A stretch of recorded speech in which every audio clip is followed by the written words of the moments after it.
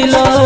हमारा के छोड़ देलू कैलू न शरम हमारा के छोड़ देलू कैलू न शरम पिया पानी गाजा जान भरी के चिलो पिया पानी गाजा जान भरी के चिलो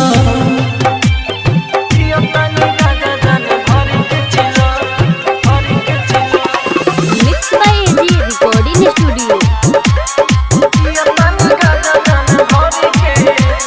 पियतानी दियतानी जान हो बताइले तोहरे लगौआ में पागल कहाइले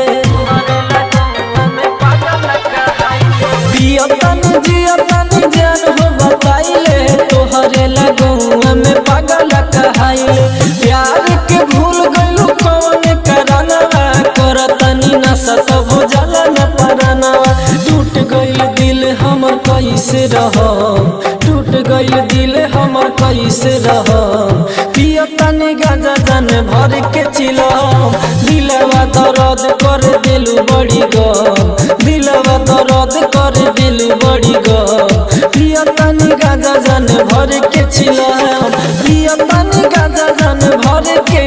चिलम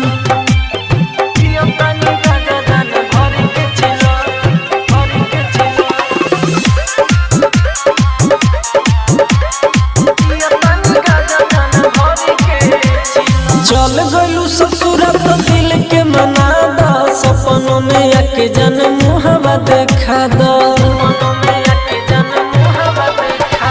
चल गइलू ससुराल तो दिल के मना दा सपनों में आके जन मुहब्बत देखा दा राइटर लव कुछ गुड पिए दिन भर ससुरा में आके जन पानी समझा दा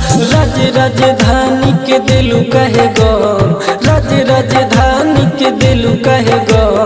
पियतानी गाजा जान भर के चिलम दिलवा दर्द कर दिलू बड़ी गो दिलवा दर्द कर दिलू बड़ी गो पियतानी गाजा जान भर के चिलम पियतानी गाजा जान भर के चिलम। एजी रिकॉर्डिंग स्टूडियो रोशनपुर सपहा।